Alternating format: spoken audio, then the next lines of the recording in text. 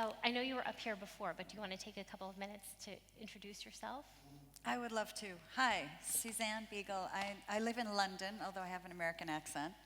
And I, as I said before, I'm an impact investor. But I started my life in the corporate world. I became a tech entrepreneur. I had that classic story of building a tech company over the course of 10 years and then selling it, and then found myself as a philanthropist and very early on an impact investor. And I was lucky enough to fall into a community of people called Social Venture Network in the year 2000 who changed my life. And I met people who were founding companies like The Body Shop, like Ben & Jerry's, like Patagonia in the United States and in Europe, who were using business as a tool for social change. And I thought, really, this is my path. My next path is going to be about using the resources that I now have to fuel the next generation of businesses, along with this other group of people, to say who is going to create the next Patagonia, who is going to create the company that will someday take over Coca-Cola, if not us, then whom? And so for the last 15 years, I've been a very active investor, but I've also really paid attention to the idea of bringing other people along with me. So I've started many groups of investors and philanthropists that are really using finance as a tool for social change. So I want to ask you a question, because we've all been sitting out in the audience. Pick something you care about in the world. Throw some ideas out. What's an issue that you care about? Start over here. Yeah. Women and emerging markets. Yeah? Another one. Conflict resolution. Girls' education. Food sovereignty. Yes. Child and maternal health, family planning, and preventing women from dying of childbirth, and ensuring their dignity afterwards. So if I were to take the time, if we had the time to go around the room, we as individuals care about different things. And in our investing, in our consumption, in our political activism, we get to play those things out. And as an angel investor, someone who invests in companies at a very early stage, and somebody who has started an angel investment network in the UK called Clearly Social Angels, part of my life is very much about what happens here in the UK and Europe and in the US, so in the developed world. And part of my life is very much about thinking about emerging economies. And to your point about, at the end of the day, everybody really wants the same things. And coming back to what Michael Green was talking about, it is very much about basic needs, it's about well-being, it's about opportunity, it's about dignity and fairness. And so we get the chance as angel investors to play that out by looking for entrepreneurs who are solving problems around women and girls issues, education, healthcare, access to financial services, access to food security and sustainable food, and be very direct about it. And we get to say, yes, I've got money in a public portfolio, but really where you get to be much closer to a business is when you're an angel, when you get to put that first capital in to back an entrepreneur who has an idea about a vertical farm, or has an idea about a new way of pay-as-you-go solar, or a way of banking the unbanked. In a country like the UK, where people assume everyone has access to a bank account, there are millions of people who don't have access to a bank account, something so fundamental that we assume everyone has access to. So whether you're talking about East London, or Norway, or East Africa, we get the chance as angel investors to think about what is the problem I want to solve? What are a set of problems that I care about and opportunities that I care about? And to use that capital to directly make a difference in a company that may or may not work, in a business model that this one might fail, but then the next one picks up on the one kernel of idea that really had something, and then the next one succeeds. And so that is what gives me huge amount of joy is the ability as an individual person to be able to do that. And to do that in community, to do that in partnership with philanthropists, with early stage venture funds, with corporates who are starting to invest for social and environmental good off of their balance sheets.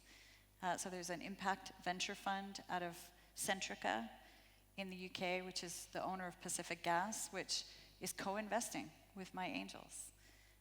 And I get to, as an individual who knows about what I know about, so I know about business, I know about education and training, my company was in that space, I know about technology.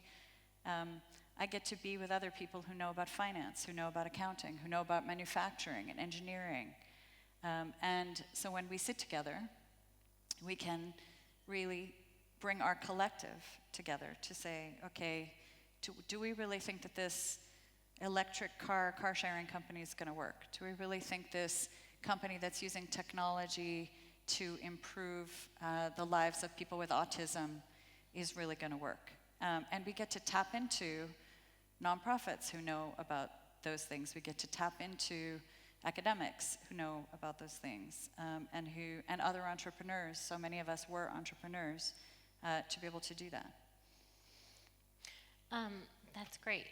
Could you give us a couple of examples of things that you've invested in that you feel like have really had a social impact over time? Oh yeah. I'm sure there's lots. There's lots. Your favorite?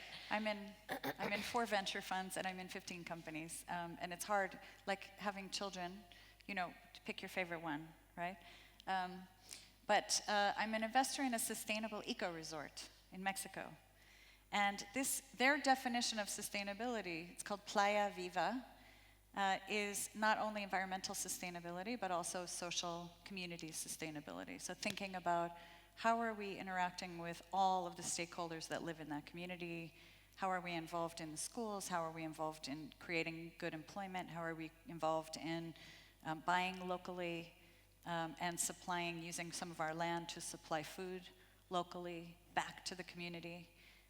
And when this guy and his wife started this project, they said, we're going to buy this 200 acres of land, we're going to conserve 85% of it, and we're really going to bring a resort, what people's idea of luxury, we're going to create a new definition around luxury.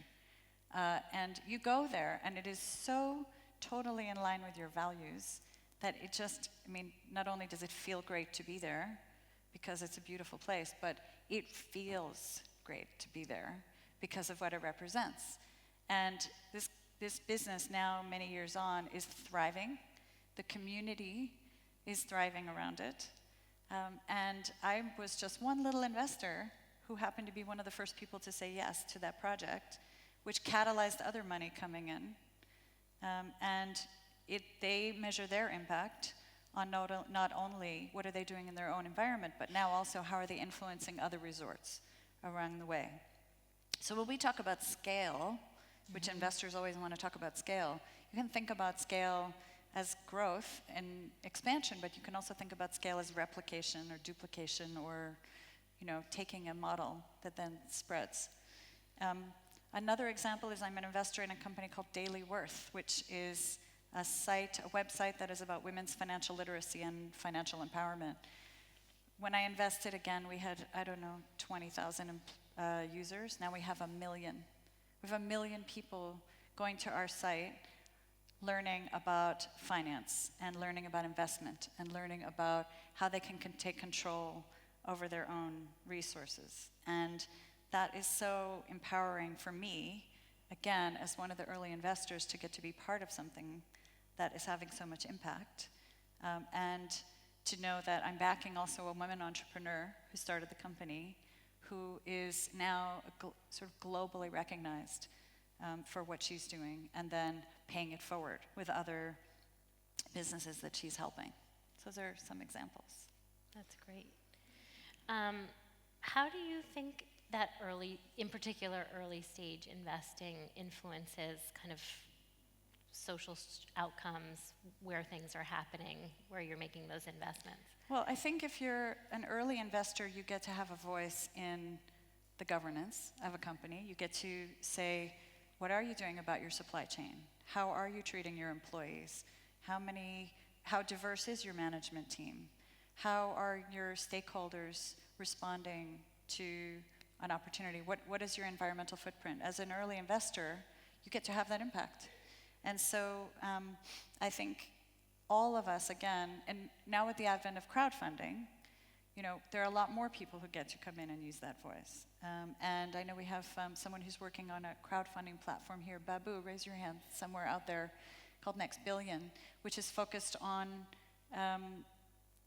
women-owned enterprises. So how do we bring the crowd into supporting women-owned enterprises? If you're an investor, you get to make a difference on that front. Great. So I just got the signal that it's time to bring on up. two people up to the stage, which is Paul Pribbenow, who's the president of Augsburg College, and Yousef Assidiq, who runs Just Unity.